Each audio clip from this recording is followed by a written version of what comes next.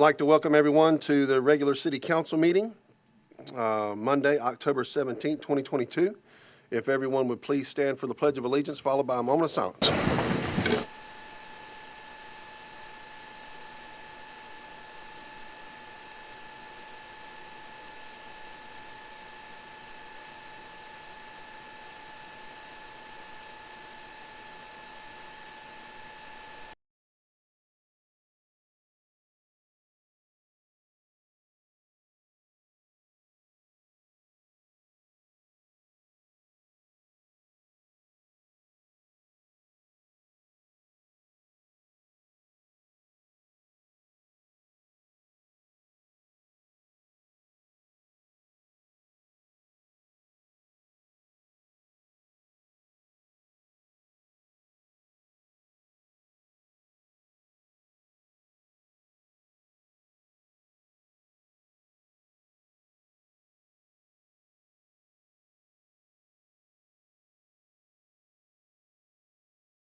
Okay, our first item on the agenda is the approval of minutes. Are there any questions, comments? Yes, sir. Okay. Not seeing any questions, comments, or anything other. I'd like to have a motion to approve the minutes. Motion to approve. Have a Second. motion from Gus, have a second from Scott. All in favor, say aye. Aye.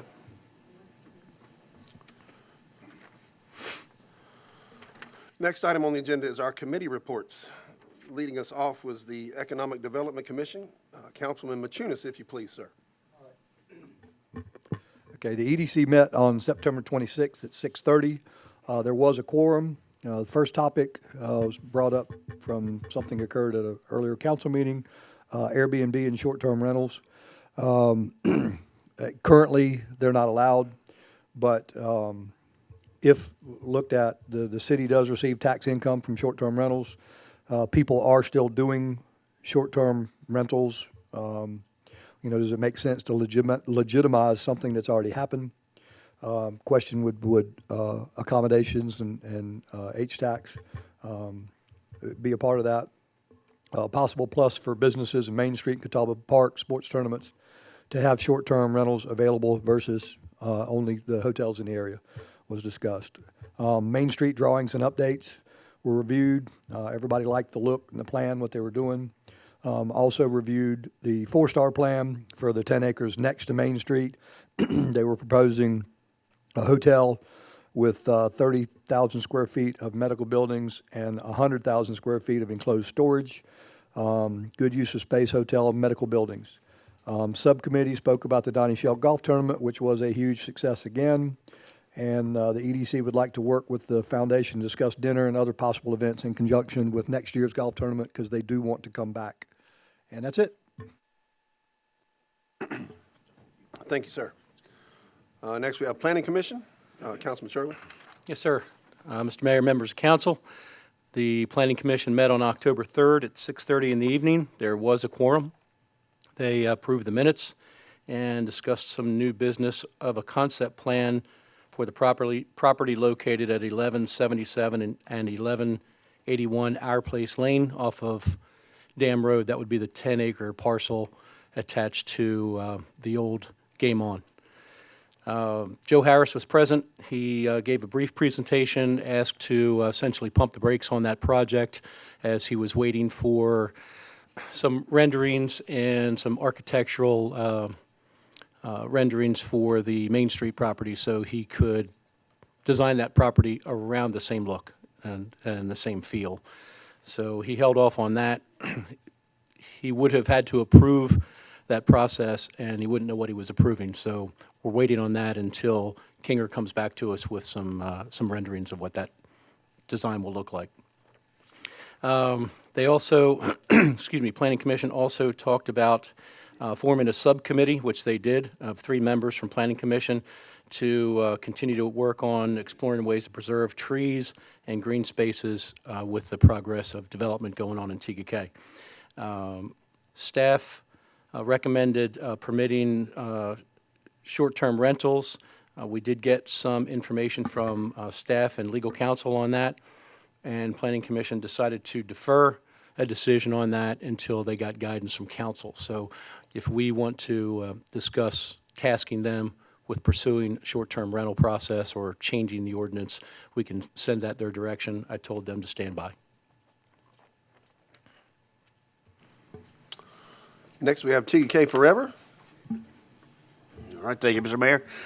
We did not have a quorum to meet. A few members were out sick, so no notes from the meeting. However, I will relay that the first annual Christmas ornament design is almost complete, so we're excited to get that back and get that out to the public for review. And the city's on-demand printing of TK Forever and TK merchandise will be available very soon. The first couple items have been uploaded, and we're just waiting for the online store to come about. So citizens will be able to order good-looking shirts with TK Forever or the city logo on it. Hey, shirts, hats, everything, anything you can imagine.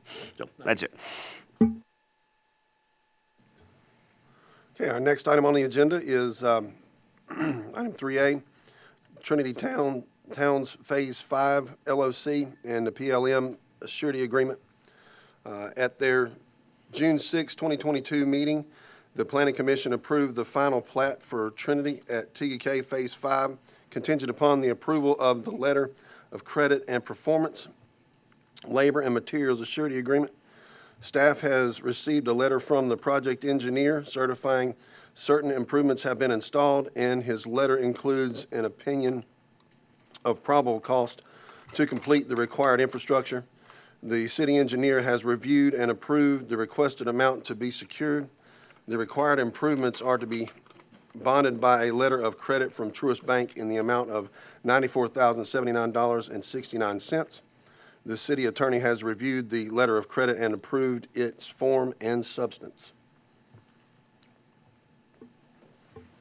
Mr. Mayor, members of council, motion to approve the Trinity Towns Phase 5 LOC and PLM surety agreement. I have a motion from Ryan. Do I have a second? I have a second from Gus. All in favor, say aye. Aye. Motion passes unanimously.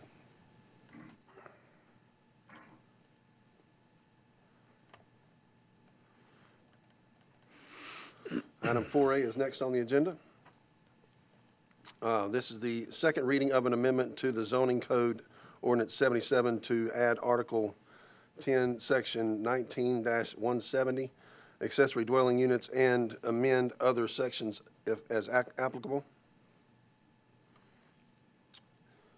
This is the second and final reading of an amendment to the zoning code. Planning Commission began working in 2021 on a potential amendment to the zoning code to allow accessory dwelling units to be permitted in single-family residential districts. ADUs are independent housing units within single-family homes or on their lots.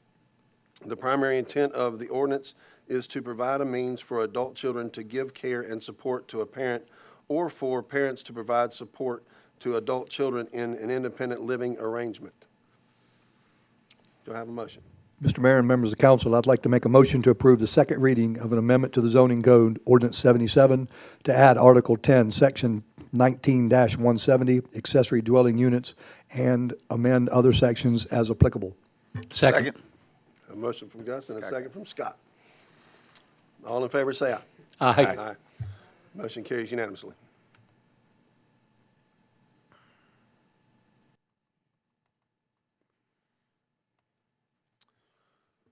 Next item is our city manager's report. Mr. Funderburk, if you would please, sir. Thank you, Mr. Mayor, members of council. Couple quick things here. Catawba Fest, formerly our fall festival, will be our first big-scale event at Catawba Park on the 29th from 11 a.m. to 8 p.m. We'll have approximately 150 vendors. Once the parking lots are at capacity, we'll be directing folks to park at the Gold Hill Middle School athletic parking lot behind the elementary and middle school, and we'll have shuttles running throughout the entire event. One nice announcement, something really cool that Casey McGlumphy, our municipal clerk, has put together. We've partnered with the South Carolina Women in Leadership, who developed a program to assist in application processes for committees, commissions, and boards. The program is called Matchboard, and it modernizes that process, allowing applicants to create a profile and be notified of each step in the process from submission to possible appointment by council. We have launched the program on the city's website, and we encourage everyone to go out and familiarize themselves with Matchboard and create that profile. Casey will be sending out specific emails to folks that are already on our boards and commissions, giving them kind of a tutorial, if you will, starting in January as those applications become due. So if they want to get on it ahead of time, we encourage them to go ahead and create those profiles.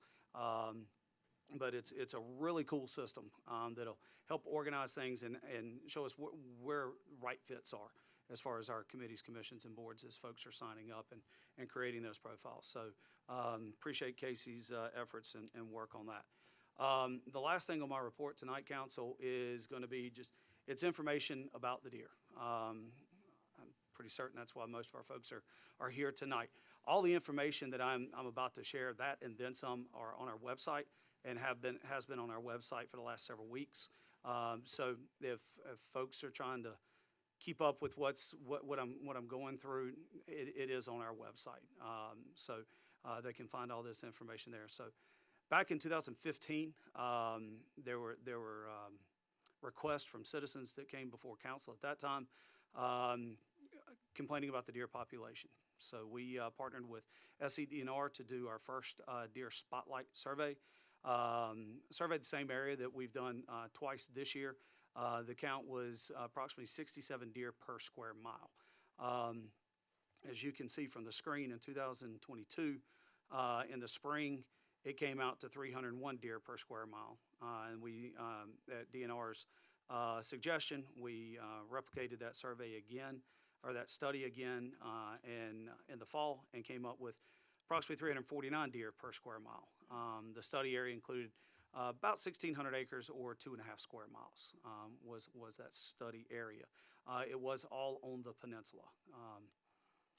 The increase is an estimated 100 deer per year during that time period. And just for whatever it's worth, Public Works disposes of approximately 85 dead deer per year. Not all of those are traffic accidents. Very few. Actually, this year, I think we've only had about 4 or 5 that were traffic accidents. Some are, they injured on a fence, died of natural causes, died due to a predator attack or something of that nature. But we're averaging about 85 deer per year that Public Works is cleaning up for us. So as part of this whole process, obviously, we've been in constant communication with SCDNR, South Carolina Department of Natural Resources. They have what is called a urban-suburban deer management plan guidelines. If you're looking for those, there's a link on our website where all this information is that will take you directly to the DNR page where that information can be found. So what are the options available to the city? One is obviously do nothing. During the September Spotlight study, SCDNR did note that the brow line, or the height of the foliage being destroyed by the deer, throughout the city is indication that the food sources are being quickly depleted due to the size of the herd. Again, these are not our statements. These came directly from DNR. Eventually, nature will cause the herd to begin to reduce in population. Healthy production will slow, and deer will become smaller and weaker over time. So that was their comments on if you do nothing. Another option is hire licensed expert marksmen. It's the least expensive of the options we're finding, and DNR even proposed that was probably going to be the least expensive of the options when they came up, I believe it was June 21st of this year, and met with council. But they also said it's the most efficient way to get the herd under control. SCDNR, per their management plan guidelines, only allows for licensed individuals or companies to conduct this activity. All deer harvested must be processed, and the meat must be given to a eleemosynary institution or organization. DNR noted that this may be an effective strategy due to the size of the herd,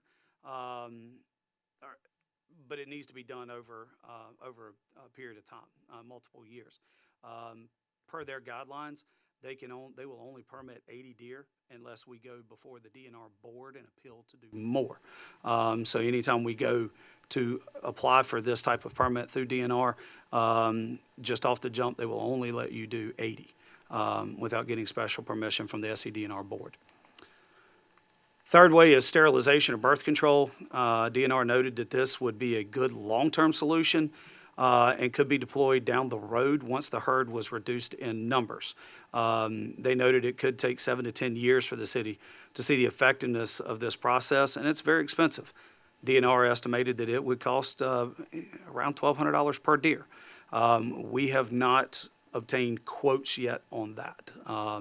Honestly, we haven't found a company, we've only found one company that actually performs that, that type of operation, and they actually do it throughout the world, and a lot throughout the United States. So that is part of the conversation that we're having with them currently. Relocation, oddly enough, this is the one option, if you will, that both DNR and PETA, when I talked to them, were adamantly against. They said that of all the options in reducing the herd, this was, in their words, unethical and inhumane to the deer due to the stress it places on them. Per the management plan, they would have to be delivered to an SCDNR-approved wildlife management lands, which would be a new habitat for the deer in TGK that basically do not have a natural predator in their current habitat. They could also injure or kill one another during the transport process. Again, this was information coming to us from both PETA and from DNR. Neither one of them were in favor of moving the deer somewhere else. That option really only became legal in South Carolina recently, so there's not much data on it, if you will, and that also has to go before the DNR board for approval. So those are the four options, if you will, before council, to consider at some point. Should the city decide to take action to reduce the deer population to more appropriate levels, DNR recommends the city going with option 2, which is the using the licensed marksman, and remove 80 to 100 in the first year, followed by conducting multiple counts and studies next year, and potentially doing this again. And again, I'll go back to what their experts have told us is after we do this a couple of times, get the population, if you will, down to acceptable levels, then using some type of sterilization technique with those companies would be a good route to go. So that's what we've learned from SCDNR throughout this process. And with that being said, Mayor, that they did note that we may need to do another removal, and again, consider that sterilization plan. They also recommend that we prohibit the intentional feeding of deer. So that is up for discussion as well at some point, I'm sure. But right now, we do not have an ordinance in place that would prohibit that, but we could very easily bring you one. There are several models within the state and around the country of folks that already have those ordinances in place. So with that, Mayor, that concludes my report, and I'll turn it back over to you. Thank you, Mr. Funderburk. We've come to the public comment section of our agenda this evening. So just a few words. If you would, state your name, first and last, and your address, nice and clear into the microphone, please. Would ask that we hold any applause, any kind of cheering, any kind of booing, anything else. Let's hold that to ourselves and till the very end. Kind of treat this like a high school graduation, please. Ask everybody to be respectful of folks that are speaking. No heckling, that kind of thing.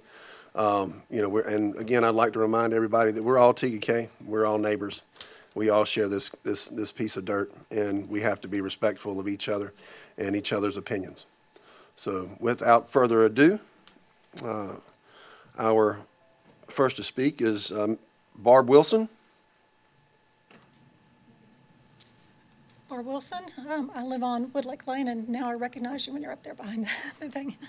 I'm not going to plead with you to make a decision one way or another.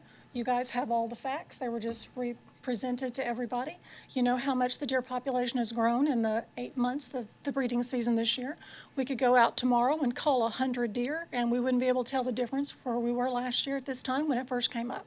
So what I'm going to ask you to do is do what you were elected to do, which is, as we have a bunch of emotional pleas being made tonight, that you all look at the facts and you make a fact-based decision. Thank you. Thank you, Bob.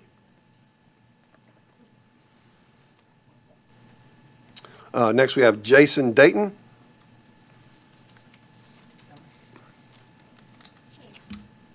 Jason Dayton. I'm at 369 Shoreline Parkway. I want to kind of echo her comments a bit and first say thank you to the council and thank you to the city for putting together a lot of great information, a lot of great options. Councilman Shirley, your comments on next door about keeping an open mind and not having made a decision and wanting to seek community input is really valuable, and I really do appreciate it. To that point, you put the survey out to the people and you got the results back, and about half the city, or half the respondents anyway, said that they thought the deer were a big enough problem that we should call them, and that voice should not be ignored. Also, 50% said they didn't think any deer should be killed, and they didn't think it was a problem because there was no ecological impact, and their voice should probably not be ignored either. So I'm going to speak in favor of sterilization. I understand that there are some financial concerns with the sterilization being a bit more expensive than culling, but if SCDNR's recommendation is that we cull first, then sterilize, that seems more expensive than just sterilizing in the first place to me, especially if we're looking at multiple rounds of culling. So financially, I think sterilization is probably the way to go. One of the other reasons I want to say sterilization is the way to go is because unlike culling, sterilization really doesn't have any negative effects. Whereas culling, there are these risks of other problems. In South Carolina, you all probably know this already, you can't hunt at night, you can't hunt within 300 yards of a residence. In order to take care of the deer in TKK, you'd probably have to do both, according to what I've seen in the proposals for the culling. There's certainly no place on the golf course that's 300 yards from anybody's house. So I understand we can get a permit to get around that, but those regulations are in place for a reason, for safety. So I'd encourage you to consider keeping those regulations in place and not trying to go against them. And then, you know, the other part of safety is we're a walking community. People are out, kids are out of the house, meeting their friends, pets get out of the house, go out on the golf course. They shouldn't, but they do. And if we're going to have that out there, we certainly need to let people know. And that was one of the comments that I also saw, that they would potentially be unannounced. If we do decide to do the calling, please do announce it. I know you may get some protesters, and I know that's the concern, right? But I'd much rather know and be able to avoid the area and potentially keep people out of a dangerous situation than have people calling the police, people hearing gunshots in their backyard and deciding they need to defend their home, or people just out in the community in the line of fire, potentially. So, again, thank you for your open mind. Appreciate your time tonight. That's it. Yep.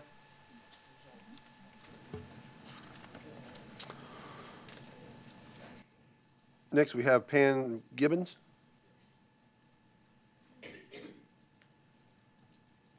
Council, may I ask, is this working?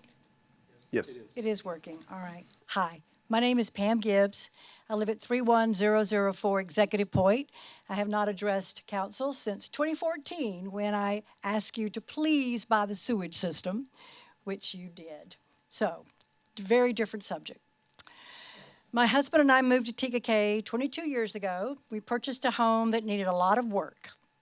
We began with all new landscaping, planting camellias, azaleas, various species of lilies, and other flowering perennials.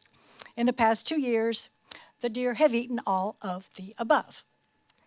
In 2021, we researched plants deer won't eat, quote, and we planted lots of lantana and other flowering perennials. The deer ate those too. 2 weeks ago, I planted 50 iris bulbs, another plant deer supposedly don't like. They have already dug them up and chewed about half of those bulbs. In June of 2021, our small dog barked at and ran toward a large deer in our backyard. Instead of running away, the deer attacked. Our dog lay on his back in submission, he's a small dog, and the deer put its hoof through his chest. After $740 in vet bills, our dog is okay. Our vet said ours, and this was a year ago, June, was the second dog that month that she had treated in TKK for a deer attack. We have large numbers of deer in our yard every day, and especially after dark. We have counted 12 in the middle of the day in our front yard. They leave deer droppings on our front walkway, on our back walkways, and all over the yard. There is so much filth, we no longer allow our grandchildren to play in the grass. Those issues are minor compared to the danger the high population of deer has created for our neighborhood. Many times in the past months, when driving to and from home, there have been deer grazing in the median of Tigakay Drive, both during the day and at night. There have been deer grazing at the intersection of Tigakay Drive and Windward in front of the fire station. And there have been deer standing in the street on Point Clear Drive and Triton.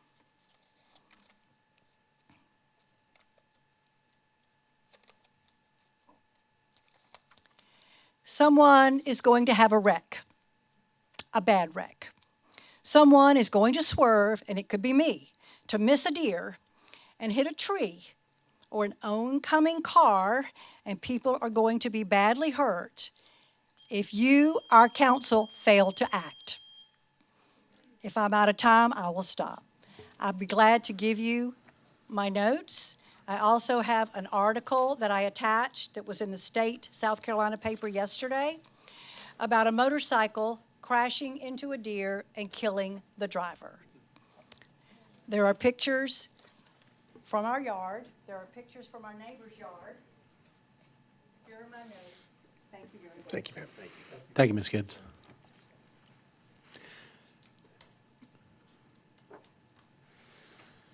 Okay. Thank you, Pam. Next, we have Christy Hayter.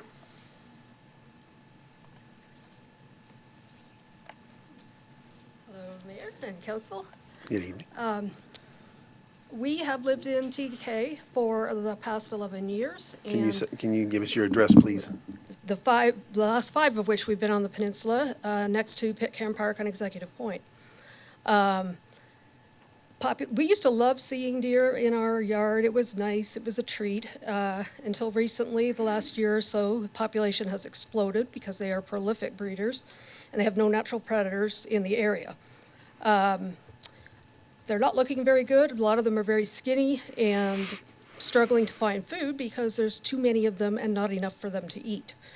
They have been destroying efforts that we and our neighbors have put into upkeeping our properties. The numbers have increased to the point where they have not only become a nuisance, but they have made driving in TK extremely dangerous. My husband actually hit one on his way home not too long ago. Fortunately, no one was injured. But it could have been very worse. My daughter was on her way home one evening and came upon a crash because someone had hit a deer and been rear-ended, and then the debris from that wreck damaged a car in the oncoming traffic lane. They've destroyed our landscaping, which is obviously we're not alone. And our landscaper actually arrived at our house on Friday to do some upkeeping. He counted 18 deer in our backyard. 18, which is an unbelievable number. And we live next to a park, so I get that we will have more than probably some, but 18 is too many. So I do ask that council take action, and I'm in support of whatever means necessary, but obviously something does need to be addressed. Okay. Thank you. Thank you, Christy. Melanie Wall.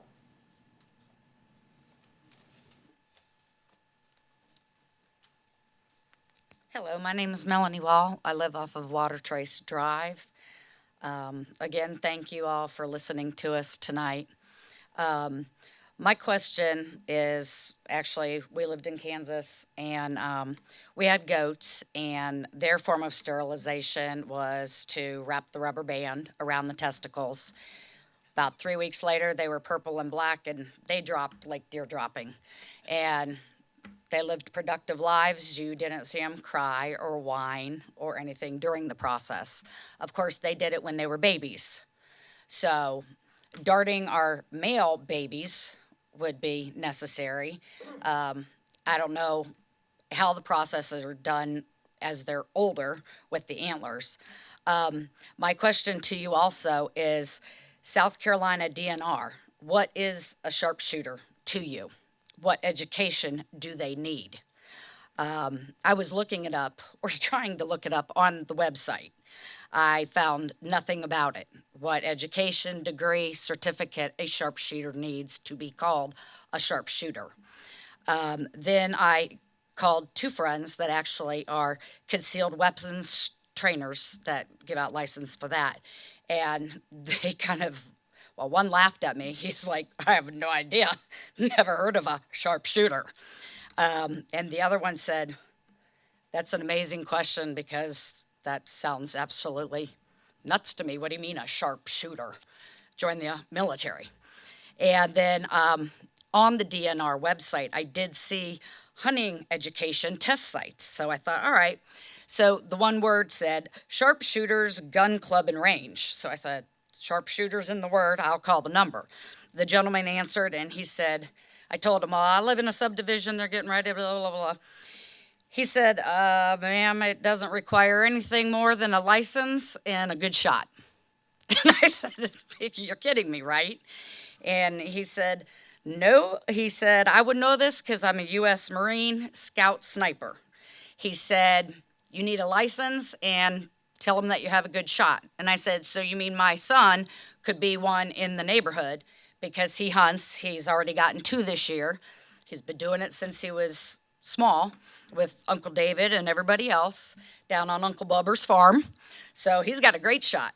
He's got a couple on the wall even. So I'm requesting that he could be one of the sharpshooters if that's the way you're going, because we'd like the meat, because these are our TGK deer, right? So we eat the deer meat. We don't let them go to waste, so we'd like a rack and we'd like some of the food. You guys want to do this and give the food away, and you think that this is the way to go. So how much are you paying our sharpshooters, and what education does this company give them is what I'd like to know. Okay? Thank you. Melanie. Thank you.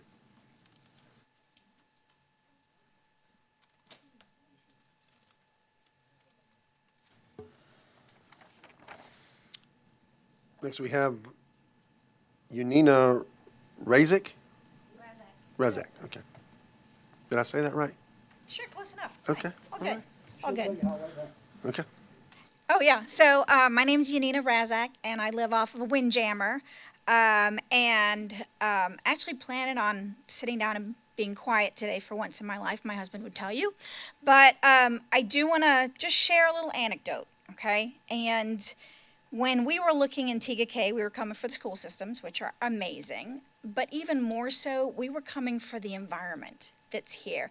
It's a beautiful mix, families, land, trees, and it was just such a lovely balance between that recreational lifestyle while still being close enough to the city and shops and things like that. And I must say, and I'm sure I'm not the only one that feels this way, when I first looked at my home, and I looked at many houses, all the way to Waxhaw, Weddington, all of it, and I will never forget this. I walked out on my back deck, and there was a family of deer sleeping off my back deck in the woods. And I thought to myself, my goodness, what an amazing place to raise a child.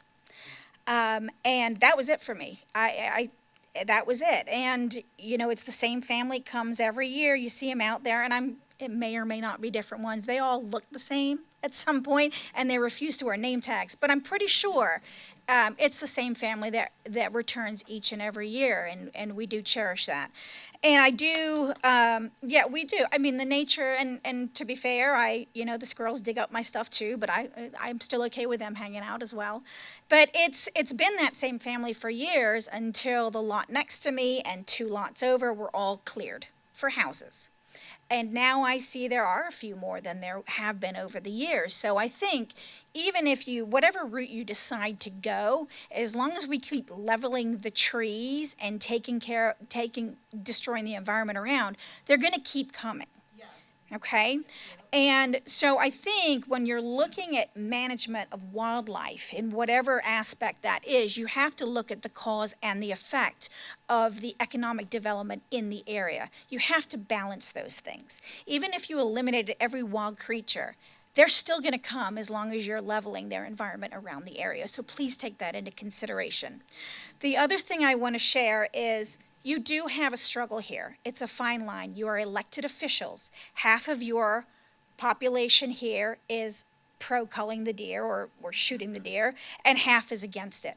So you're going to have to balance both of those. And I would also say if you are going to move forward, I think that sterilization is the way to go. Studies show that long-term it is the better route versus sharpshooting. And plus, my kids are out there at night. They're out there, they're playing they're playing in the woods. They're playing on the golf courses. That's why we love it here, and that's why I think sharpshooting would be an irresponsible option. Thank you.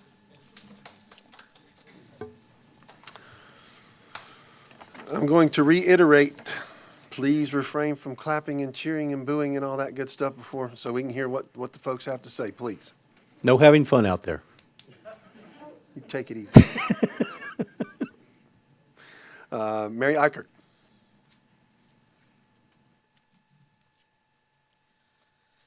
Good evening, council and members of the area neighborhood that I share this land with. I'm sure you're surprised to see me here. Mary Eichert, once again, I live off Molokai. And I did have a whole thing written out, but I was not aware that we have 3 minutes, so I will try my best to keep this short. A lot of information has transpired over the past few months regarding the deer population. And while some of the information was shared very easily, most notably the video of Dr. Ruth, with the SCDNR and notes that followed with the deer survey, other information was not nearly as transparent. The public was not notified about the second deer survey, which was conducted at night and led to concerns from the public unaware of what was going on.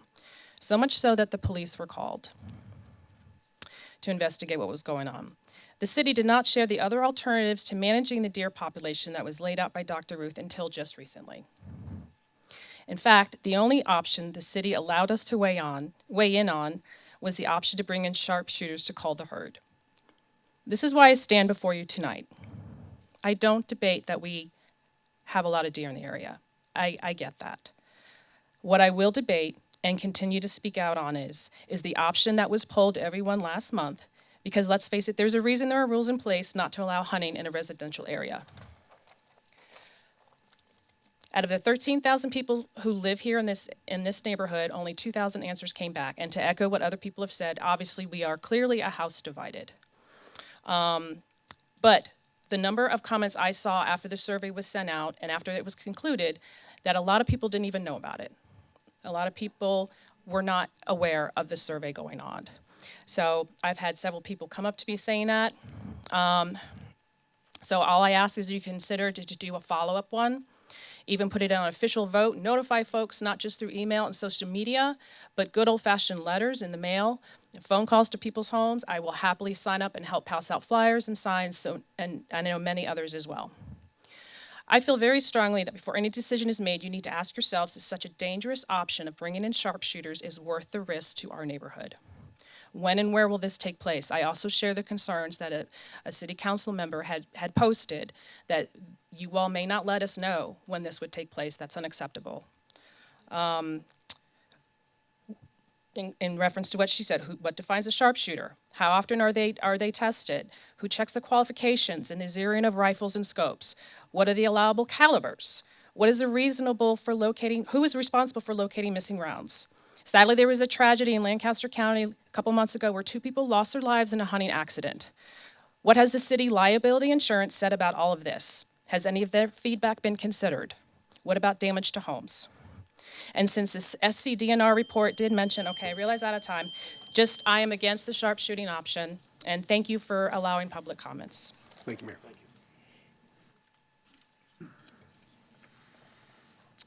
Next, we have Christoph Halverson.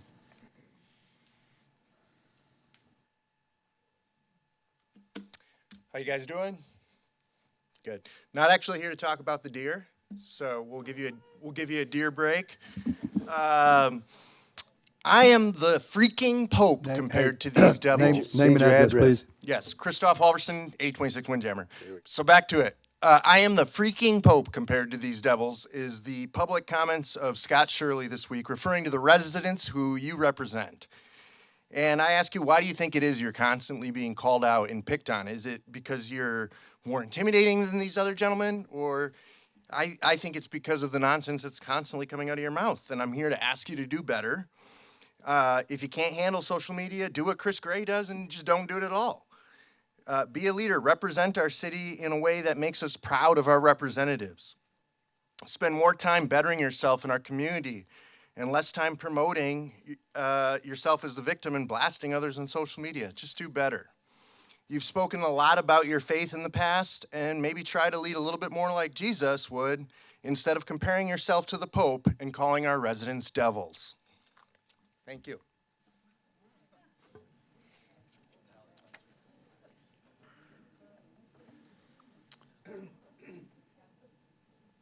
Next, we have Michelle Cobham.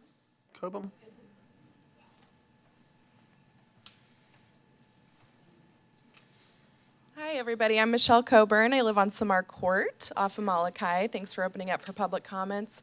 Unfortunately, I am going back to the deer. I would support the sterilization. I am also very concerned about sharpshooters. My kids sleep about 15 feet from the fairway. They are eye level with it. And there's nobody that I trust to shoot moving objects at night with them asleep 15 feet away. So I also live close enough to the shore club that I hear all the drunk people going home and walking home. So there are a lot of citizens out at night who are not capable of making the best decisions. So I also agree that we need to notify the whens and wheres of if sharpshooting is taking place. Thank you. Thank you very much.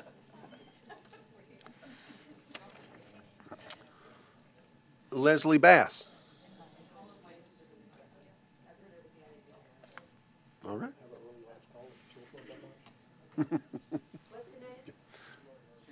The next name is Kristen Quigley.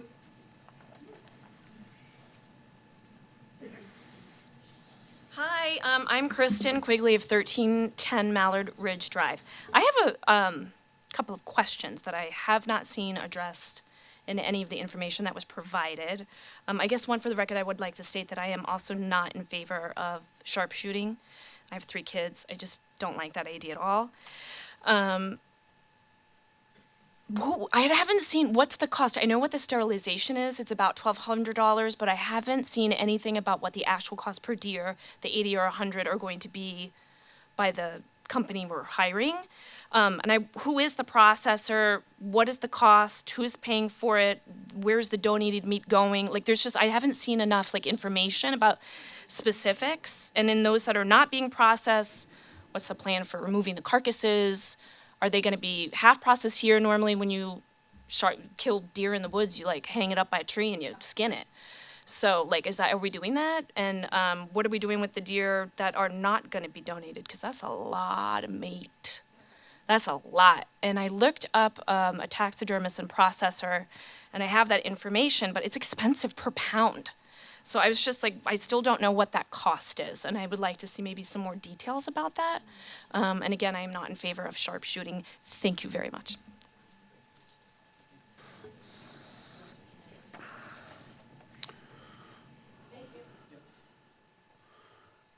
Richard. Can't really read it. Here you go, I'll help you out, Mayor. Please, sir, please do. My name is Richard Falaschini, and I live on 2078 Lake Forest Drive. We are the beneficiaries of a buck trying to jump our fence and destroying our fence, which, in addition to them going through the fence, has incurred more than $2,000 worth of fence damage this year already. The brow line is very obvious on our property. They're destroying the vegetation. I understand the concerns that people have about how we call the herd, but my support is to call the herd and to call it as soon as possible and get it down to an acceptable level that the Department of Natural Resources says is appropriate for the area. With respect to the people who have concern for children and grandchildren, I have the same concerns and the same issues. But I am in support of this herd being called as soon as possible for our benefit and for theirs. Thank you for your time. Thank you, Richard. Thank you. Bridget Zabel. Okay.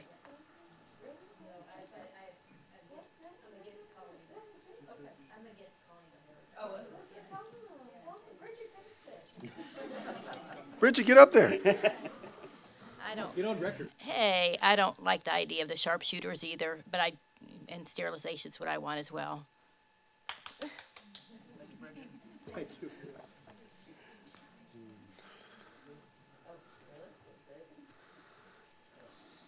Lindy.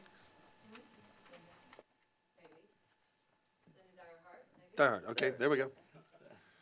My name is Linda Dyerhart. I live at 2061 Marquesas Avenue. We moved here. My husband's from Bal Harbor, Florida. I'm from Ridgefield, Connecticut. We moved here because of wildlife and the deer, and we love it. We live on the lake, but we are totally traumatized and totally appalled by the thought of killing animals. We don't even want to live here by the thought of it. There are so many other cities and counties around the country that do it humanely. They don't do something like this. We never saw a survey. No one I know, none of my neighbors saw a survey. And so, yes, it was on the website, but like, I'm sorry, I don't look at the website. So, it should, this something this important should be on the ballot, and it should be something we vote on. And it is something that is despicable and disgusting that I live in a community that is even considering something like this. There are so many other alternatives, and we moved here because of this, and I'm so appalled by it. It's incredible. There are other things too. There are humanitarian. Counties all around the country have done humanitarian things, where they do sterilization or they neutering the bucks or whatever they have to do.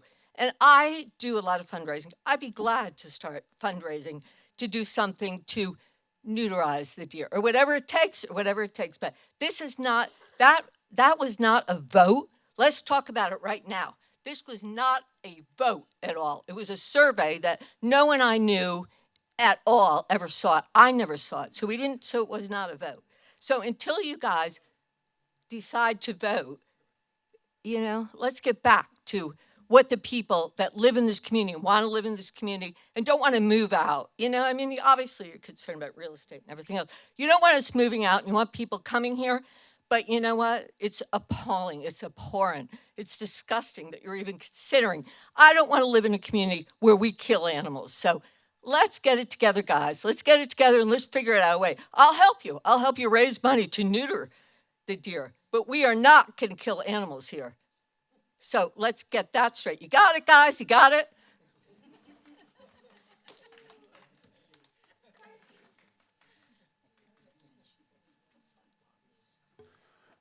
Billy Hunt. All right. Thank y'all. Billy Hunt, I live at 2062 Marquez. I heard all that. I guess the spotlight and how they come up with their study. How did they know they wouldn't count the deer multiple times? Did they tag them? Did they spot them? How did they do that? And then I was an investigator for 15 years for plaintiffs' lawyers. Who assumes the liability of a child or a parent or a kid or anyone that's hurt or killed? The city or the city council members?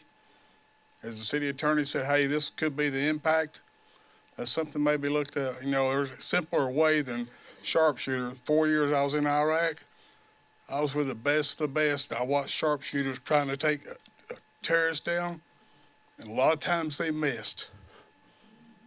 They wasn't some licensed hunter. They were the best of the best, and they missed. A child's life means more to me than a deer pooping on my yard. So please, think about the liability for the city. And Scott, I put stuff on my Facebook or stuff from back and forth. You didn't like my comments, so you deleted them. I always say, if you're not man enough to stand behind what you say, don't say it. So let's put that up there.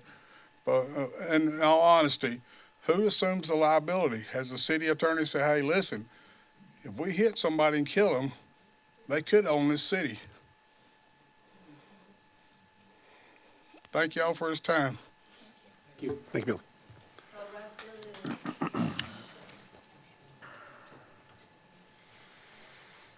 Pam Orsburn?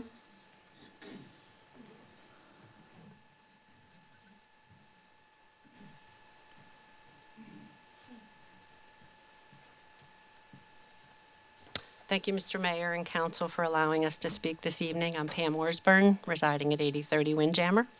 We've lived in Tega for almost 43 years, 33 of those in our current home. As Charlie has already reported through the information presented earlier, in just the last 7 years, we've seen a 5-fold increase in the deer population in our town. In the last 6 months, another study showed an increase of an additional 48 deer per square mile. In the past 18 to 24 months, our landscape has been annihilated by the deer. We used to see 1 or 2 at night, maybe. Now it is not unusual to see 10 or more in our yard at any hour of the day. And please note that we live on a very narrow section of the peninsula, which is at the end of Windjammer. They're no longer fearful, which is unnatural. They stand their ground, and they have created brow lines on 30-year-old azaleas. They've eaten our ground cover at the water to the point that we now have erosion. They come onto our deck, our front porch, eating plants that they've never touched in the past. Per the DNR, the brow line destruction is, quote, an indication that the food sources are being quickly depleted due to the size of the herd. Their specific recommendation to cull the herd makes complete sense and offers multiple benefits. It is the least expensive for the city, and per the DNR, the most effective. It would improve the health of the herd, per the DNR. The meat would be donated to feed the hungry, and eventually we can again become the beautiful peninsula we were once known as. Gentlemen, please make a decision not on emotion, but based on the facts that have been presented from these studies by witness of the destruction that is occurring, by their increasing presence, and in the best interest in the future of Tega.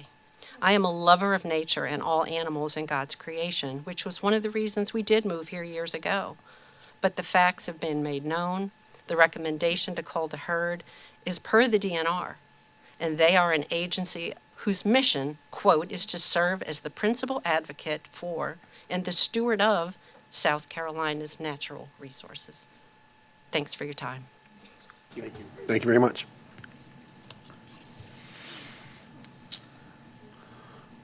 Bob Aboud.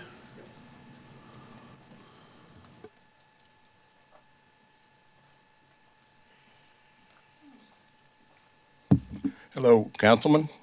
My name is Bob Aboud. I live on Molokai Extension, right down the street, and I just wanted to come here real quick and just to voice my opinion about the sharpshooting. I've been hunting deer for 57 years, so I'm not anti-hunting, but I do just see the seriousness and an accident waiting to happen here.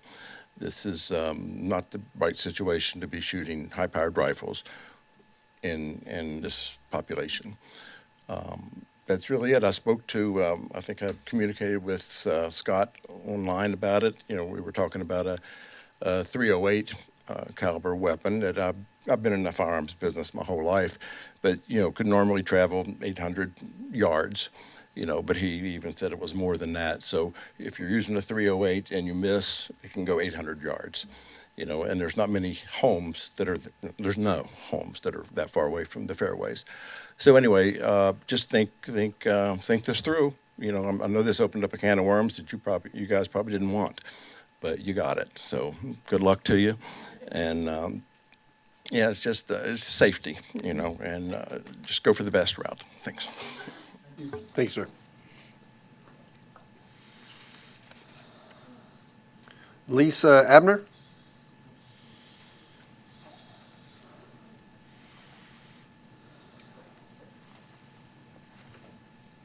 Hi, Lisa Abner. I live on Molokai. I'm against the shooting of the deer. I moved here because of the wildlife, and I love to look out and see our deer, and it would break my heart to know that was happening to them. And I also kind of wonder about the count too, because I feel like we have the same deer that come to our yard all the time. So how do you know that you're counting correctly? And maybe you can just leave our deer alone, if not. If you don't want to. That's all. Thank you. Thank you.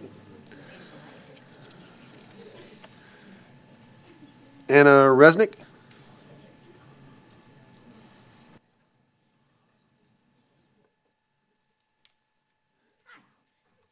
I've already talked to you about this the other night.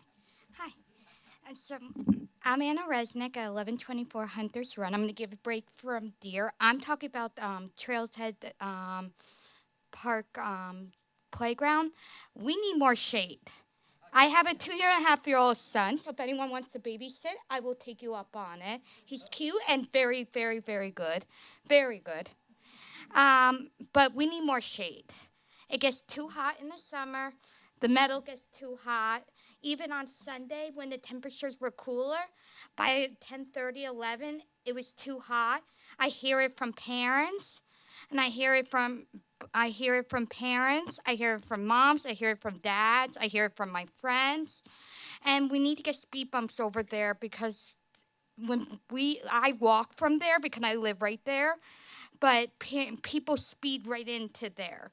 And so we need to get it so people know that there's kids running, and just we need to make sure it's safely because that metal gets really hot, especially in the summer. So we need to and my neighbor told me there was more trees before they redid it. So I don't know how much that costs. I didn't do any research. I don't know if I was supposed to come here and tell you guys.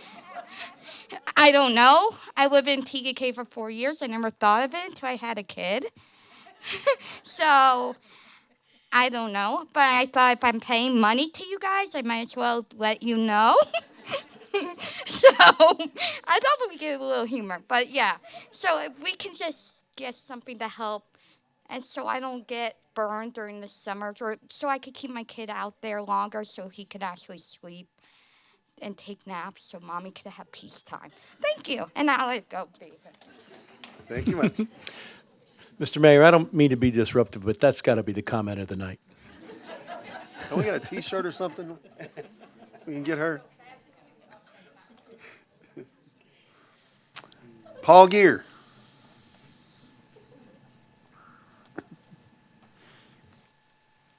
Hi, I'm Paul Gear, 11041 White Swan, and we're going to go back to the deer. I've lived here 9 years. One of the reasons I moved to this community is because in the beginning they didn't cut down trees. They left all the trees. It was very back to nature. It's what I love. My backyard, I don't have to mow. It's fantastic. Anyway, I wanted to bring up, most of my points have been discussed, but I do want to let you know where I stand. I'm absolutely, completely against the sharpshooting. If a calling has to be done, and I do question that, to be honest, because of the counting and some of the other things that have already been brought up, but I'm absolutely against it. I'm definitely for sterilization, if that could be done. I also heard the gentleman mention, which I think should be pursued, and that's making it to where people don't feed the deer. So let's not promote the problem, because when I listened to it, and I watched him talk 3 times today, and I actually did get a difference of opinion than what's on our webpage, which is another thing that I'd like to maybe discuss. But he said, they will naturally be the amount of deer that the food is available for them. Okay, so if we're feeding them, we're creating the problem.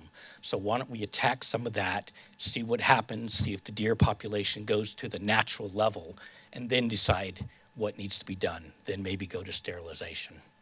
So thank you very much.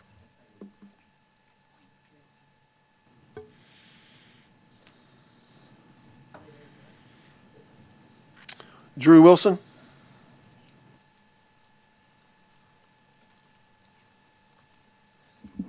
Okay, I'm Drew Wilson, live at 653 Xenia Way, about 6 miles from here.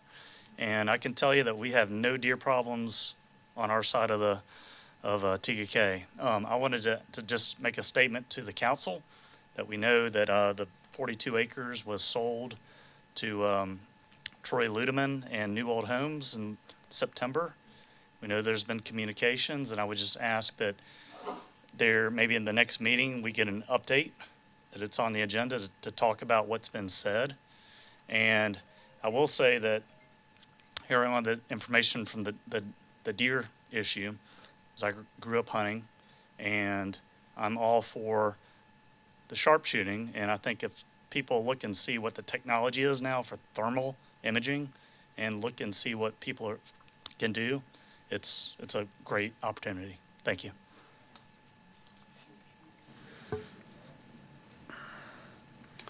Angie Mayo.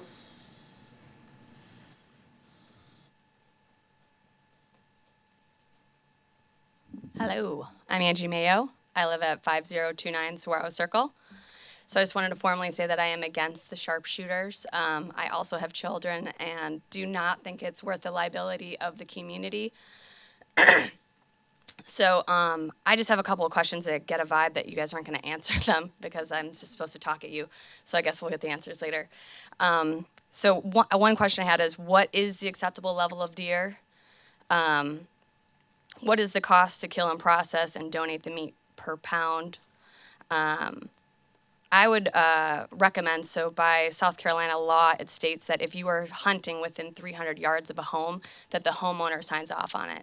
So if we are going to go with that route, I would request that any home within the 300 yards be required to sign off on it. Because it sounds like some people are really pro it and very comfortable, so like maybe we'll just do it near their house. So I would request a revote where we have the 4 options and a budget for each. Long term, maybe it said sterilization would take 7 to 10 years, so maybe a 7 to 10 year budget, laying that out. Also, I'd love to see what the cost of doing nothing is, because that sounds great, especially since there's already the lines on the. A lot of people are very upset about their vegetation being destroyed, so it sounds like we're very close to the doing nothing. So maybe that's an option. But I would propose prohibiting the feeding of the deer and maybe having some sort of fine, especially people being so passionate about not killing the deer. I think that people would be very exuberant about reporting their neighbors, and maybe that could fund something in TGK that we'd like. So thank you so much, and thank you for all you guys do.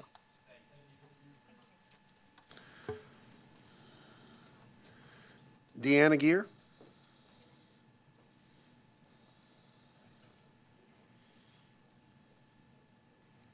Good evening, gentlemen. Dina Gear, 1104 White Swan Court. This is my first rodeo being here, so bear with me.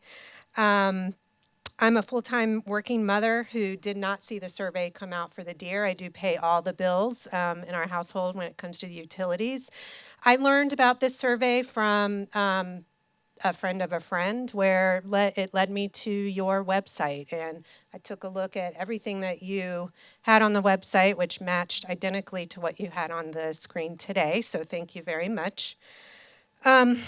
What I want to propose and say is, first of all, I am absolutely against the sharpshooting of the deer. I moved here 9 years ago for the beauty, the nature, the safety for my children in the phenomenal school district.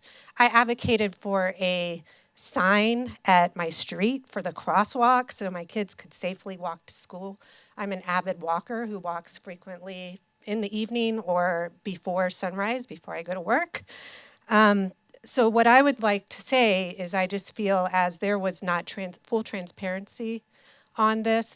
Someone mentioned it earlier, it was a survey. This was not a vote. So one, I would propose, why don't we put it on a ballot and we actually vote? 2, your Facebook page, all the comments were erased. So those were hidden by the city. Why don't we expose those comments on the Facebook post? We can only see all the sad faces, the angry faces, without actually deleting any of the comments, so we're very neutral. It's very clear tonight that people are passionate one way or the other, but they're just in this room tonight, the majority has been for not utilizing the sharpshooters. I don't know, I'm proud of this place. I don't believe I could live here moving forward. Have you considered the reputation risk of the city? Have you sought counsel on what would happen to an accident, to one of our children, our pedestrians, even our pets? So that's what I propose. I appreciate you listening to me tonight. This isn't something I normally do. Politics is not my forte. My forte is in numbers and leadership in what I do at work and my family.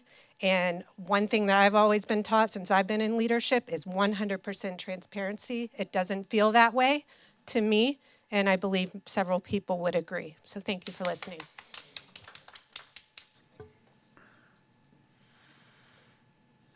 C. Gordon.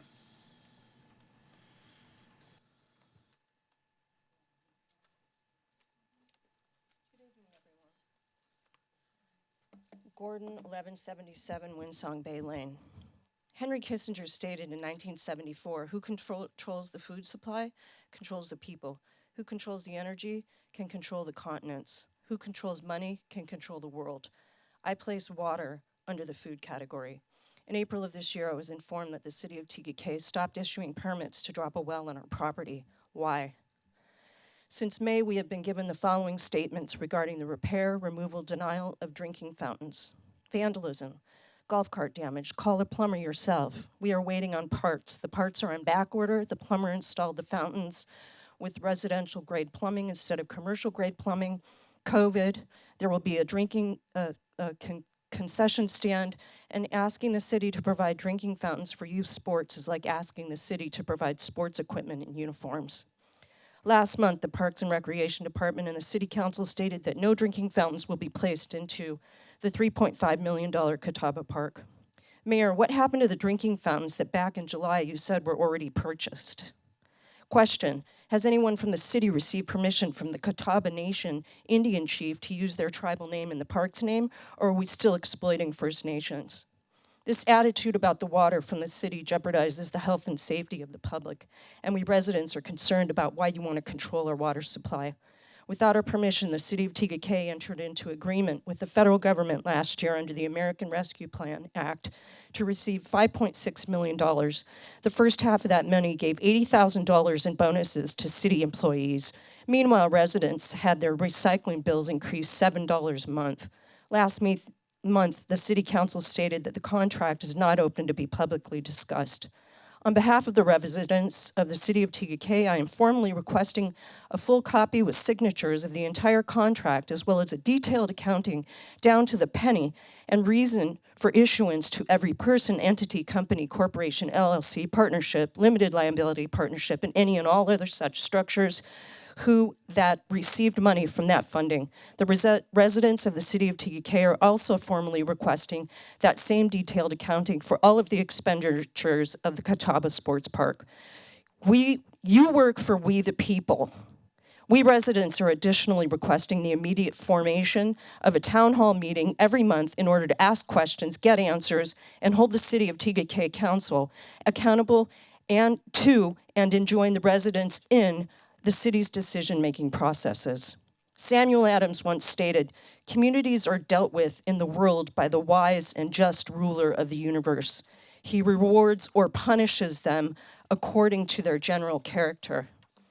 May God guide your steps in properly running this city as intended, under which it is your duty, either by oath or fiduciary obligation. Good evening, and God bless. Thank you.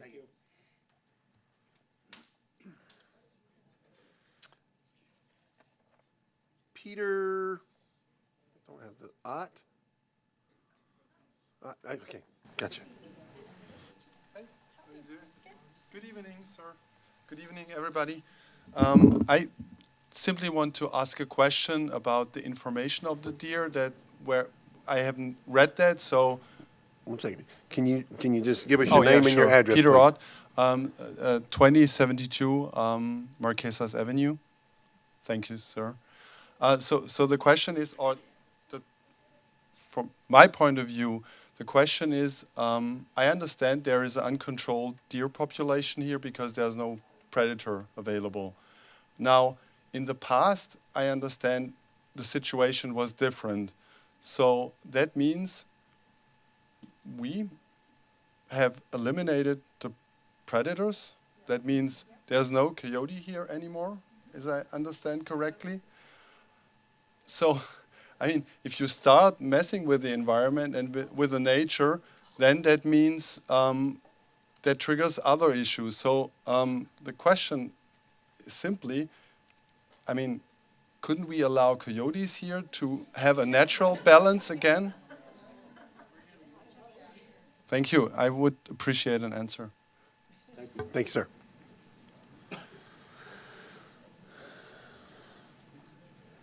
And that would conclude our public comments. All right. I'd like to thank everyone for their patience and like to thank everyone for their candor and their thoughts. For all of the questions that we had, we will be getting those back to you, some answers back to you fairly shortly. Next on the agenda is council comments. I'd like to start with Councilmember Shard. I don't have a lot as usual, guys. Thanks, police, fire, first responders, city staff. Great seeing, it's like Chief has the A-team in here tonight from the police department, so good to see you guys. But the hardest part about this job, especially when it comes to public comments, is to not be able to reply or respond out of respect for everyone, even though there may be misinformation or not accurate or 100% on point. But for me, the hardest part about all that, because we really do value your feedback, is to hear something that may not be true or have an answer to one of your questions that you're asking and have to sit here and shut up. And so just know we value your feedback. We do want to have conversations with you guys outside of this type of forum, which, again, we're not supposed to reply in this type of forum. But just know this council values your opinion and wants to have quality conversations with all of you, no matter which side of the fence you're on, because there is no decision that's being made. Like, I know you had asked something about the cost per deer to call. There's answers we don't have because we hadn't gone down that path far enough yet. So we don't have the answers to everything. But again, we're doing our best and our due diligence to ensure that we're able to make the decision for the community, to ensure to do what we were elected to as your city council members. So just know we value your opinion, and thank all of you guys for coming out tonight and making a statement and saying what you had to say. It really is appreciated. Thank you. Thank you, Councilman. Councilman Machinas. I once again would like to thank the first responders for our city. They do a great job, and certainly we met enough of them tonight. For everybody who got up and voiced your opinion, we appreciate that. We do listen. I'll echo what Ryan said. We want to hear the reason the survey was put out. And by the way, that survey had as good a turnout as a vote in TKK in a regular election. It wasn't a vote, but it was a survey for us to hear the opinions of our residents. And I feel like if 10,000 got turned in, we'd still be 50-50, 49.5, 50.5. It'd still be right in that range. So, we've got some decisions to make. Once again, I'll go along with what Ryan said. No decisions have been made. This is a very careful, long consideration. We're following the guidance and the advice of DNR. That's their job. That's what they do. I change oil for a living. I don't know about deer management. I'm going to rely on the people that the state pays to do these kind of things. So we're doing it exactly the way we're following their protocol exactly. We will carefully weigh all the options, weigh what the public thinks, and then we will make what we think is the best decision for the city, for the residents, for the deer, for the budget, for Samuel Adams, for everybody else, okay? Thank you, guys. Thank you, Councilman. Councilman Shirley. Yes, sir. I'd like to thank our law enforcement for the great job they do in our city, keeping us safe. You guys are tireless and relentless of taking care of our city, and we've got great representation here tonight. Thank you all for giving up your night to be here with us this evening. And thank you to the residents that came here tonight to share your opinions, to hear others' opinions, and to have a voice on record in public with council. I agree with what Councilman Richard and you're not up for election, are you? Okay.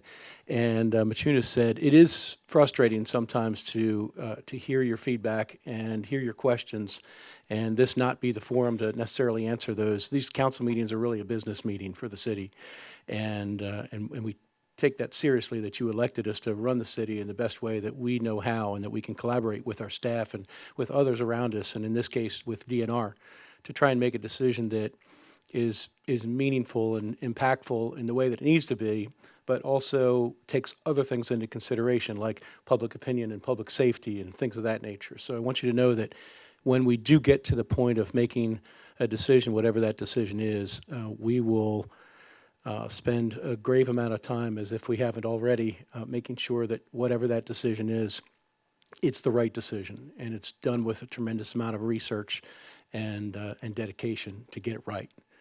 I'd like to address one of the comments that was made tonight. I feel like I owe this group an explanation on something that was said. Sometimes I fall down and say things that I wish I hadn't said, and in this case, it was actually a response to some pretty heinous attacks at me on social media, which happen on a regular basis. So I might take Mr. Halverson's advice and back off my social media a little bit, and because when I get punched in the face, I usually punch somebody back, and that might not have been the place to do it. So thank you for being brave enough to say that. I appreciate it. Thank you, folks. Mayor Pro Tem Huss. Thank you, Mr. Mayor. Of course, first, thanks to everyone who came out.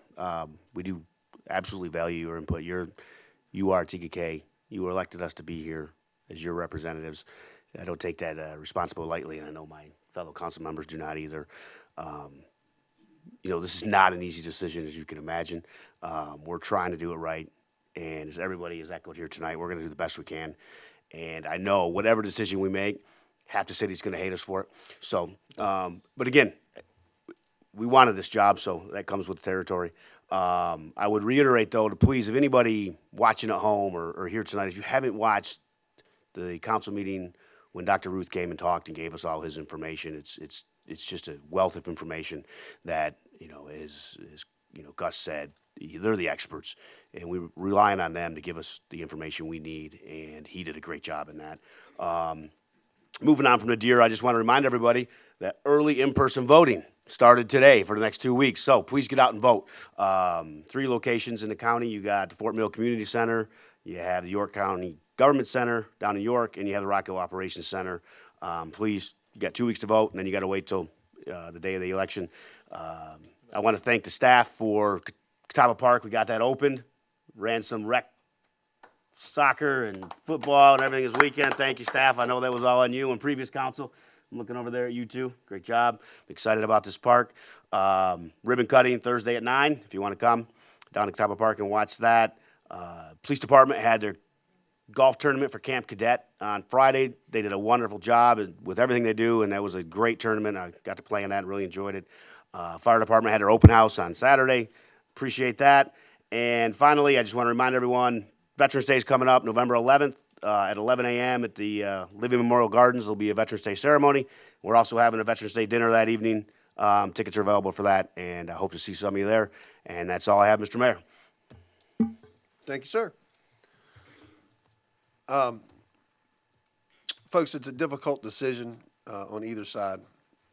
We are taking all of the information that we can gather, and we're going to make the best decision that we can make as council for the city on everything that we do. We don't take any decision that we have ever made lightly, and we never will. The city of TKK is a place that we all love, and we all love to call home, and we all love you guys as family and friends and neighbors. So throughout this whole process, there's been a lot of ugliness that's going on. There's been a lot of back and forth bantering. And what I can say is that's not TKK. We're a neighborhood that we get along. We help each other. And, with the hurricane, we had some trees in the road. Folks had some trees in the driveways. And driving out, I had to whittle a couple of trees out of some folks' driveway to help them out during the hurricane. That's what TKK is. We help each other. We rise to the occasion, and we're there for each other in every form that we can be in when hard times come. The deer issue is a hard time for us. And I'm going to ask everyone's patience while we get through this hard time together. We don't take this decision lightly at all. So enough about the deer. We have got some great stuff coming up. I'd like to invite everyone, as Tom said, to the ribbon cutting for Catawba Park. That is a joyous occasion. It has been, well, they say 15 years in the making, but 20 years in the making as far as I can count. We've always wanted a park that size, and guys have done an absolutely fantastic job in doing so. Just getting feedback from everyone. Everyone's enjoying playing out there, and it is a fantastic facility that we all should be proud of. As far as the coming events, we've got Catawba Fest that'll be coming up. Encourage everyone to come out to that. It's going to be a fantastic event. We'll have food trucks. We'll have a lot of local vendors, a lot of your own local jewelry folks making shirts and T-shirts and mugs and coffees and chocolate bombs and all kinds of good stuff. So I would highly recommend everybody to come out and support Catawba Fest. It's going to be a great affair for all the kids and for everybody alike. I know I, for one, will be the guy at the chocolate tent, and you guys might want to get there before I do. But seriously, everybody just come out and support the neighborhood and come out and support your community and your local folks. I appreciate everyone coming out tonight. I appreciate all of your thoughts and your opinions that you have about this subject. I know that it is a subject near and dear to everyone's heart. When I moved here 20 years ago, you really didn't see a deer. Now we see them every day. Did you just say near and dear? No pun intended. No pun intended. We'll say the barbecue contest that we had turned out great. It was a great event. I did not win just because I didn't want to put my best effort out because you weren't there. But in all seriousness, it was a great event. I hope everybody can look forward to that next year around October. We'll make sure to put out the newsletter for everyone. But just absolutely outstanding event. Turnout was great, and the food was really good. So just encourage everyone to do that. Yes, ma'am.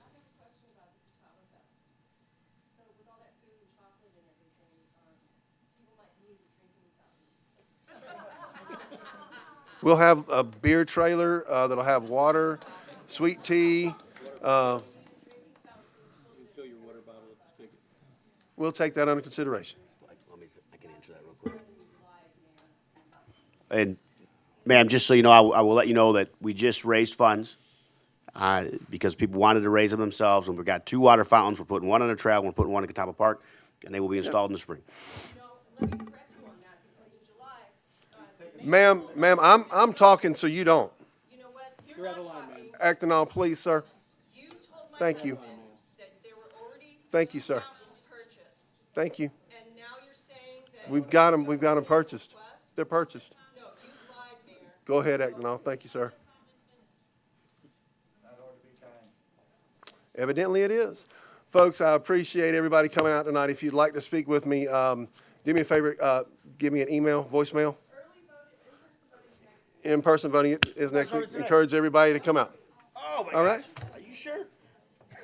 Starts next week. Go ahead. All right. Thanks, everyone. Appreciate it. Thank you. Yeah, we got a motion. I'd like to make a motion to adjourn. Second. All in favor, say aye. Aye. Unanimous.